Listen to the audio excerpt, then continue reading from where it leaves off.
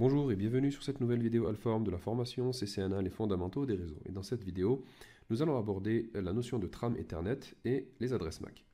Alors le plan, dans un premier temps, on va décrire la structure d'une trame Ethernet, on va ensuite décrire la structure d'une adresse MAC, et enfin, on va décrire les types de communication que l'on a dans un réseau local, à savoir la communication unicast, la communication multicast et la communication broadcast.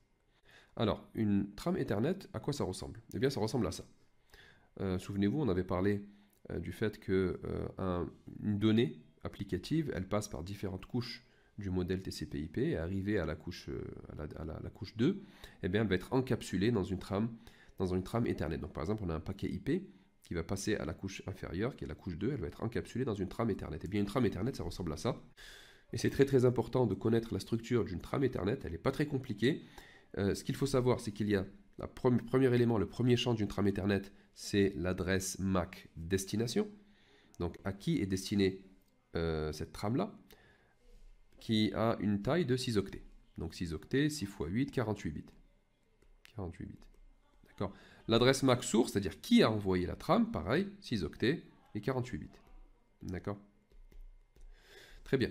Donc on a ces deux premiers champs, donc ça permet à l'équipement, au terminal qui reçoit la trame, tout de suite en regardant l'adresse MAC destination, de savoir est-ce que cette trame-là lui est destinée ou non. D'accord. Et c'est ensuite de savoir d'où vient cette trame-là, qui est celui qui veut me parler. Ensuite, le troisième champ, c'est le champ type. Alors, le champ type, c'est le champ qui va nous permettre de savoir quel est le type de données que l'on a à l'intérieur de la trame. Rappelez-vous que la trame Ethernet, elle peut encapsuler de l'IPv4, elle peut encapsuler de l'IPv6, elle peut encapsuler des paquets ARP, bon, on en reparlera un peu plus en détail, mais la trame Ethernet, elle encapsule ce que la couche 3 lui envoie, tout simplement. D'accord ? Et donc, lorsque un terminal reçoit une trame Ethernet et qu'elle lui est destinée, parce que l'adresse MAC destination lui correspond, eh bien, il va falloir qu'il désencapsule tout ça et qu'il envoie ça à la couche 3. Mais quelle couche 3? Parce que dans un même équipement, dans un même terminal, on peut avoir plusieurs couches 3 qui sont implémentées. On peut avoir de l'IPv4, on peut avoir de l'IPv6 et ainsi de suite. Donc pour savoir à qui il doit envoyer les données désencapsulées, eh bien, il regarde dans le champ type, et il y a un code ici. Chaque protocole de couche 3, il a son propre code. Par exemple, IPv4, son code c'est 0800, IPv6 c'est 86DD, ARP c'est 0806 et ainsi de suite. D'accord. Donc chaque protocole de couche supérieure a son propre code et ça permet à la destination de savoir, lorsqu'il va désencapsuler, à qui il doit envoyer les données en question. Donc les données ici, comme on a dit, ça peut être de l'IPv4, ça peut être un paquet IPv6, ça peut être un paquet ARP, ça peut être un paquet STP, donc Spanning Tree Protocol, et ainsi de suite. Donc il y a plein de protocoles qui sont encapsulés par de l'Ethernet. La taille maximale des données, c'est 1500 octets, et la taille minimale, c'est 46 octets. Alors pourquoi 46 octets? Parce que 46 plus 6 plus 6 plus 2 plus 4, ça fait 64 octets. Et 64 octets, dans la technologie Ethernet, c'est la taille minimale d'une trame pour que le protocole CSMA/CD puisse fonctionner. D'accord. Donc vous vous rappelez le protocole CSMA/CD qui permettait de détecter les collisions. On avait dit qu'un terminal, il écoute, lorsqu'il envoie une trame, il écoute le média pendant un certain temps. Eh bien, il l'écoute pendant 64 octets pour savoir s'il y a une collision. Très bien. Donc ensuite, à la fin, qu'est-ce qu'on a dans une trame Ethernet? Eh bien, on a ce qu'on appelle le FCS, qui est le Frame Check Sequence. Alors ça, c'est utilisé pour vérifier que les données n'ont pas été corrompues en chemin. Donc le terminal qui crée la trame Ethernet, il va créer tout ça, d'accord, il va remplir tous les champs, et ensuite il va prendre tous ces champs-là, il va les faire passer dans une fonction, une moulinette, d'accord, qu'on appelle une fonction CRC, Cyclic Redundancy Check, et ça va donner une valeur, d'accord. Cette valeur-là, elle va être mise ici. La trame va être envoyée, elle va être reçue par la destination, et la destination, avant de faire quoi que ce soit, elle va prendre toutes ces données-là, les faire passer par la même fonction mathématique CRC, et qui va lui donner une valeur. Elle va comparer les deux valeurs, d'accord, les valeurs qu'elle a trouvées, elle, et la valeur qu'elle a reçue. Si ce sont les deux mêmes valeurs, ça veut dire que la trame n'a pas été modifiée sur le chemin. S'il y a eu de la corruption de trame sur le chemin, pour des raisons physiques ou autres, eh bien, la trame est corrompue, par conséquent, elle va être ignorée. Donc voilà les différents champs qu'il est important de connaître dans cet ordre-là: MAC destination, MAC source, type, données et FCS. Alors on va parler maintenant de la structure d'une adresse MAC. Alors, comme on l'a vu tout à l'heure dans une trame Ethernet, on a une adresse MAC destination, une adresse MAC source. Ce sont des adresses qu'on appelle des adresses physiques. Elles sont gravées sur les cartes réseau de nos équipements et elles sont utilisées dans les réseaux locaux pour savoir qui envoie la donnée et qui la reçoit. Ce sont des adresses d'une taille de 48 bits et elle est écrite sous forme hexadécimale. Donc ça donne ça. Donc ça c'est une adresse MAC, c'est l'adresse MAC d'une de mes cartes réseau. Et les 48 bits en fait ils sont divisés en groupes de 4 bits et chaque groupe de 4 bits représente une valeur hexadécimale. Donc là on a 4 bits, 4 bits, 4 bits, 4 bits et ainsi de suite. Donc ça fait 4 fois, on a 16 valeurs hexadécimales ici, 12 valeurs hexadécimales pardon, donc ça fait 12 fois 4, ça fait bien 48. Très bien. Alors, cette adresse MAC là, elle est divisée en deux grandes parties. Donc il y a 48 bits en tout, mais les 24 premiers bits, c'est ce qu'on appelle l'OUI, donc Organizationally Unique Identifier, un identifiant unique d'organisation. Et ça, en fait, ça représente le constructeur ou bien le fabricant de la carte réseau. Ça l'identifie de manière unique. Alors, les fabricants de cartes réseau et d'équipements réseau, ils vont faire une demande auprès de l'I3E, qui est l'instance internationale de standardisation au niveau des équipements électroniques et ainsi de suite. Et ils vont faire une demande, voilà, on aimerait bien avoir un OUI de 24 bits pour nous identifier de manière unique. Et les 24 bits restants, eh bien ça représente le reste de la carte de l'adresse MAC qu'ils vont attribuer à une carte réseau, qu'ils vont attribuer à un équipement réseau. D'accord. Donc les 24 premiers bits, ça représente uniquement le constructeur. Les 24 bits suivants, ça représente la carte réseau elle-même. Alors, sur ces 24 premiers bits ici, donc 3 octets, octet 1, octet 2, octet 3, dans le premier octet, il y a 2 bits qui sont très très importants. Alors, le bit 7, donc le bit 7, c'est ce qu'on appelle le bit UL, donc bit UL, universel, local. Ce bit, par défaut, il est égal à 0. Quand il est égal à 0, ça veut dire que l'adresse MAC, c'est une adresse universelle, peut être utilisée n'importe où, il n'y aura jamais de conflit. Rappelez-vous que les MAC adresses doivent être uniques pour pas qu'il y ait de conflit. D'accord. Donc lorsque ce bit-là il est à 0, eh bien ça veut dire que c'est le constructeur qui a assigné cette adresse MAC-là, et par conséquent, le constructeur nous assure qu'elle est unique de manière universelle, ou que vous pouvez enlever cette carte réseau, l'installer sur un autre PC, il n'y aura jamais de conflit, puisque personne d'autre n'a cette adresse MAC-là. Par contre, si vous voulez, vous, en tant qu'administrateur réseau, changer cette MAC adresse, parce qu'il est possible de changer la MAC adresse, bien que ce soit une adresse physique, mais au niveau du système d'exploitation, sur Windows par exemple, on peut changer la MAC adresse au niveau logiciel. Et par conséquent, si vous voulez changer la MAC adresse, et bien dans ce cas-là, il faut mettre ce bit-là à 1. D'accord. Parce que si vous le mettez à 1, ça veut dire que cette adresse-là a une valeur locale. Et puisque c'est vous qui assignez cette adresse MAC-là, vous ne pouvez pas vous assurer qu'elle est parfaitement unique. Et par conséquent, il faut mettre ce bit-là à 1 pour éviter justement qu'il y ait des conflits. Ensuite, on a un autre bit qui est le bit numéro 8, et c'est le bit individuel groupe. Alors, il est égal à 0 par défaut également, ça veut dire que par défaut, une adresse MAC, c'est une adresse individuelle qui représente un équipement, qui représente une carte réseau. Par contre, si les données que l'on veut envoyer ne sont pas destinées à une destination en particulier, mais à un groupe d'utilisateurs, un groupe de terminaux, et bien dans ce cas-là, il faudra que ce bit-là soit mis à 1. D'accord. Donc c'est le bit IG. Donc par exemple, quand on envoie des données en multicast ou bien en broadcast, et bien ce bit-là sera mis à 1. D'accord. Très bien. Alors en parlant de communication unicast, multicast et broadcast, qu'est-ce que c'est? Alors une communication unicast, c'est lorsque on utilise une adresse MAC destination qui est envoyée, qui représente un terminal en particulier, ou bien une carte réseau en particulier, ou un équipement réseau en particulier. Donc par exemple, j'ai le PC A ici qui veut envoyer des données au PC B. Alors on est dans un réseau partagé, dans un réseau partagé, par conséquent tout le monde reçoit la trame, donc l'imprimante ici elle va le recevoir, le laptop il va le recevoir, le PC ici il va le recevoir, mais ils vont regarder l'adresse MAC destination, ils vont se rendre compte que ça ne leur correspond pas, ce n'est pas leur adresse MAC, et par conséquent ils vont ignorer la trame, ils ne vont pas la traiter.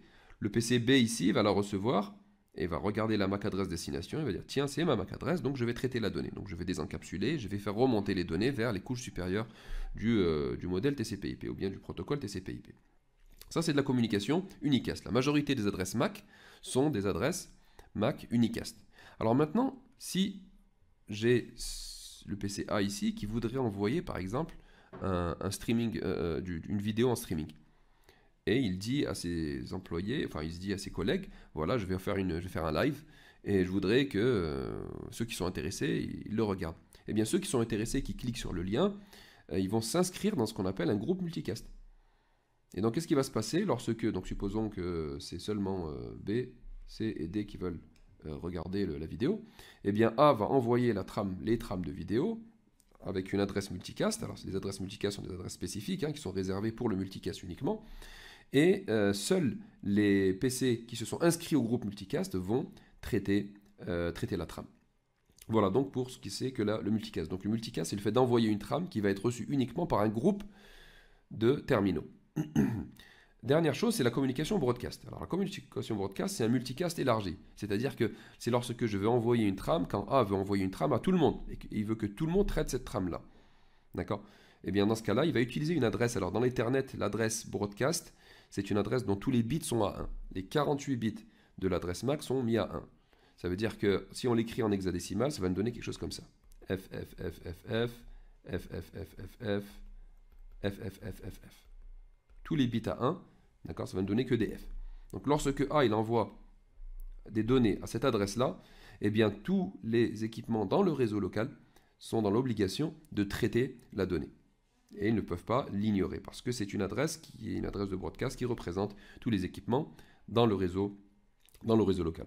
Alors, petite information concernant la MAC adresse. Alors, la MAC adresse, là, je vous l'ai écrite comme ça, mais ça dépend du système d'exploitation. Donc, chez Cisco, les MAC adresses, on les écrit tout le temps en groupe de 4 valeurs hexadécimales, 4 valeurs hexadécimales point, 4 valeurs hexadécimales point, 4 valeurs hexadécimales.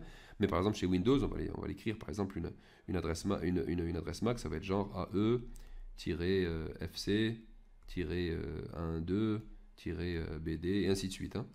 Chez Linux, ça va être AE, 2.FC, 2.12, 2.BD. Donc la façon dont la MAC adresse est écrite n'est pas importante. L'important, c'est qu'il y ait 48 bits écrits sous forme hexadécimale. Alors maintenant, ce qu'on va faire une petite vérification sur, vous pouvez le faire également sur votre PC, vérifier quelle est la MAC adresse qu'il y a sur les cartes réseau qui sont installées sur mon système. Alors pour cela, on va sur le commande prompt de votre système Windows, si vous utilisez Windows, donc CMD, et on tape ipconfig/all. Alors si vous tapez que ipconfig, vous aurez que les informations IP, non pas de MAC adresse. Si vous faites ipconfig/all, vous aurez beaucoup plus d'informations. Alors ipconfig/all. Et donc là, j'ai pas mal de cartes réseau, certaines qui sont virtuelles, donc je ne vais pas m'attarder sur toutes, c'est celle-là qui m'intéresse. C'est ma carte réseau Wi-Fi. Alors ici, c'est ça qui m'intéresse, c'est Physical Address, l'adresse MAC de ma carte Wi-Fi. Et donc, on voit bien l'écriture hexadécimale ici, donc les 48 bits écrits en hexadécimal qui spécifie l'adresse MAC de ma carte Wi-Fi. Alors, ce que je vais faire, je vais lancer Wireshark, donc si vous pouvez le faire également, vous lancez Wireshark, vous rappelez le logiciel qui permet de sniffer les trames et de sniffer le contenu de ce qui est envoyé sur le réseau. Donc il est là, vous choisissez votre réseau Wi-Fi, vous double-cliquez dessus et là, il va capturer tout ce qui est transmis dans mon réseau. D'accord. Donc moi, ce que je vais faire un ping où je vais pinguer juste le routeur chez moi. Donc ping 192, je sais quelle est l'adresse IP de mon routeur, c'est 192.168.1.1. Entrée, ça ping, donc il y a de la connectivité entre mon PC et le routeur chez moi. Je retourne vers Wireshark, j'arrête la capture. Et là, je vois effectivement que mon PC, dont l'adresse est 192.168.1.3, a bien envoyé un paquet ICMP, donc un ping, echo ping request, vers 192.168.1.1. Je vais faire un petit zoom pour que vous voyez un peu mieux. Voilà. Donc, ce qui m'intéresse ici, c'est ça. Voilà. Donc, j'ai fait un ping depuis 192.168.1.1.103 vers 192.168.1.1. D'accord. Alors, quand je clique dessus, j'ai les détails ici. Et moi, ce qui m'intéresse, c'est la trame Ethernet. Donc, le ICMP, c'est un protocole dont on reparlera plus tard, qui permet de faire des tests au niveau de la connectivité IP. Donc, on a le paquet ICMP encapsulé dans un paquet IP, le paquet IP encapsulé dans une trame Ethernet. Donc, et la trame Ethernet, elle est là. Je l'ai en détail ici. Et vous pouvez voir tout ce qu'on a vu concernant le format de la trame Ethernet, et bien on le voit ici. Donc, l'adresse MAC destination, elle est là. Donc, C025E9D863F6, c'est celle de mon routeur. Et vous avez même peut-être remarqué que Wireshark a même fait la corrélation entre les 24 premiers bits qui sont là, C025E9, et l'OUI. donc l'identifiant unique de l'organisation qui a créé cette MAC adresse, qui est celle du routeur en fait. Et donc c'est un routeur TP-Link. Il l'a même traduit pour nous pour que on sache quel type de MAC adresse il s'agit. C'est une MAC adresse d'un équipement TP-Link. Alors ça c'est l'adresse destination. Ensuite on a l'adresse source, d'où ça vient. Et ça c'est ma MAC adresse, AC, ED, 5C, 83, 81, 3C. Et il m'a même fait la translation, la traduction de mon OUI qui est Intel. D'accord. Autre élément de la trame Ethernet, eh c'est le type. Comme s'il encapsule un paquet IPv4, le code c'est 0800 comme on en avait parlé. Alors maintenant on peut voir d'autres types de trames. Par exemple j'en ai une trame ici, celle-ci. C'est mon routeur 192.168.1.1 qui a envoyé, regardez, ça c'est une adresse broadcast IP. Donc si je clique dessus, hop, j'ai cliqué dessus, et je vais sur la trame Ethernet, regardez l'adresse destination. L'adresse destination c'est que des F. C'est-à-dire c'est que mon routeur là, donc je vais étendre un peu, mon routeur il veut parler à tous les PC chez moi, à tous les équipements chez moi. Donc il envoie une requête vers l'adresse FFFF qui correspond à l'adresse broadcast Ethernet.